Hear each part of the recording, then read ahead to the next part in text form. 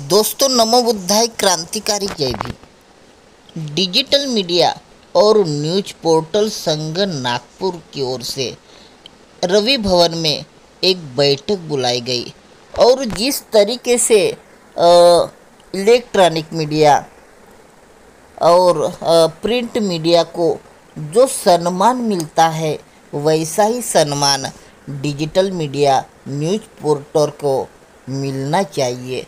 बस यही मांग लेकर डिजिटल मीडिया न्यूज पोर्टल संघ की एक मीटिंग हुई जो रवि भवन में आयोजित की गई और इसमें अनेक print media, digital media, news portal के पत्रकार एक संग आए और वो अपने सम्मान के लिए, अपनी न्याय के लिए जो आज प्रिंट मीडिया, इलेक्ट्रॉनिक मीडिया जो न्यूज दिखाते हैं, वैसे भी हम भी अपने डिजिटल मीडिया के माध्यम से न्यूज दिखाते हैं, तो हमको सम्मान मिलना चाहिए। यही मांग लेकर वो एक बैठक बुलाई। डिजिटल मीडियाची एक मीटिंग झाली, त्यात काय प्रस्ताव पारित करण्यात आले? नागपूर डिजिटल मीडियाची आज एक महत्त्वपूर्ण बैठक जी आहे ती रवि भवन येथे पार पडलेली आहे आणि या बैठकीमध्ये अनेक विषयावर चर्चा करण्यात आली।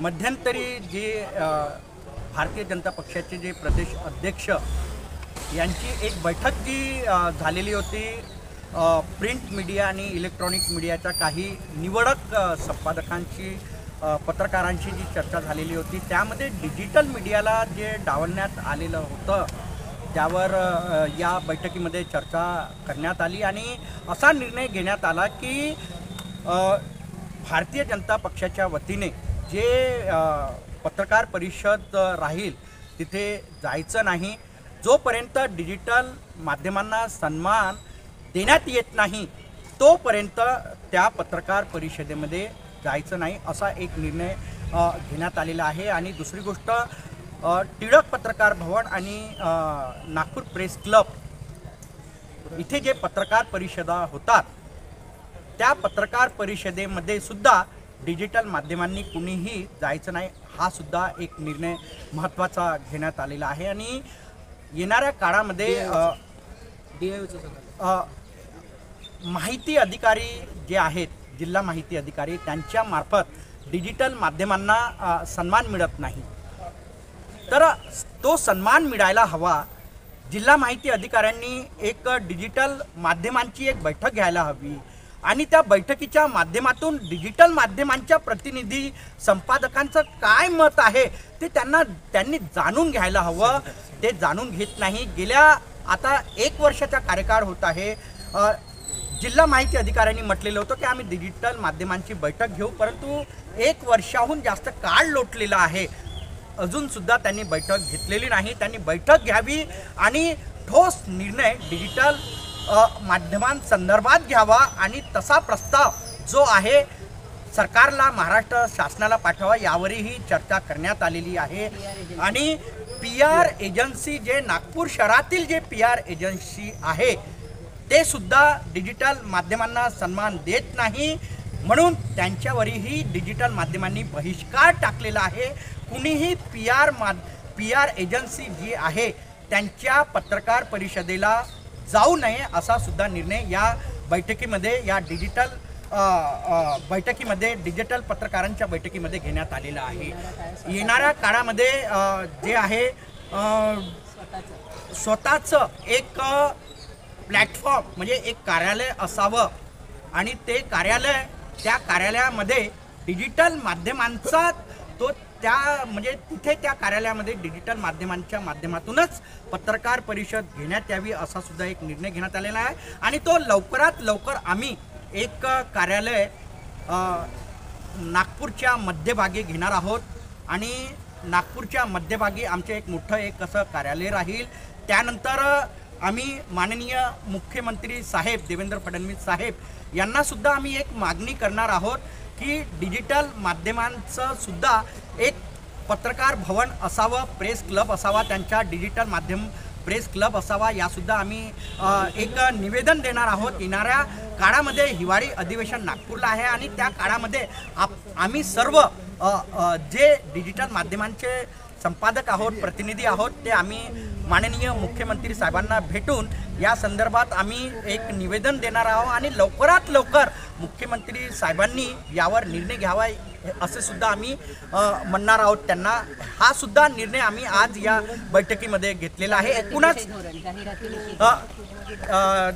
जाहिरातीविषयी जे धोरण आहे, महाराष्ट्र सरकारने डिजिटल माध्यमांना जाहिरात द्यावी आणि त्यांनी एक धोरण निर्माण करावं यावर सुद्धा आम्ही निर्णय या बैठकीमध्ये चर्चा केलेली आहे.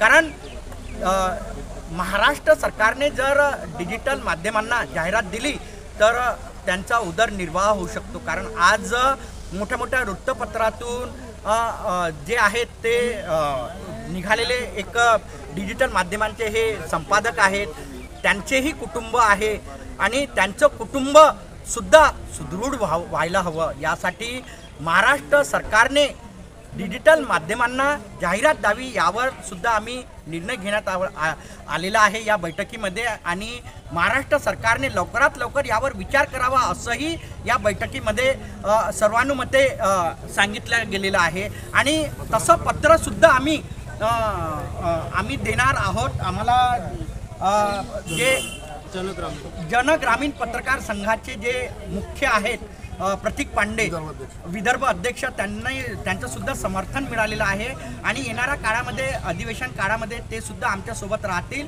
आणि आम्ही मुख्यमंत्री साहेबांना हे निवेदन देणार की आमच्यासाठी सुद्धा आमच्या आमच्या संदर्भात सुद्धा विचार करण्यात यावा आणि आम्हाला जाहिरात महाराष्ट्र सरकारची मिळायला हवी यावर या बैठकीमध्ये निर्णय घेण्यात आला. एकूणच सांगायचं म्हणजे डिजिटल माध्यमांवर जो अन्याय, अत्याचार, त्यांना जे सन्मानजनक वागणूक मिळत नाही यावर या बैठकीमध्ये चर्चा करण्यात आली आणि जे म्हणजे हिताचे, डिजिटल माध्यमांच्या जे हिताचे जे विषय आहेत आणि सरकारपर्यंत आपण कसं मांडू शकू यावर सुद्धा या बैठकीमध्ये या निर्णय घेण्यात आलेला आहे. आणि एकूणच लवकरात लवकर महाराष्ट्र सरकार सुद्धा डिजिटल माध्यमांसंदर्भात सकारात्मक आहेत.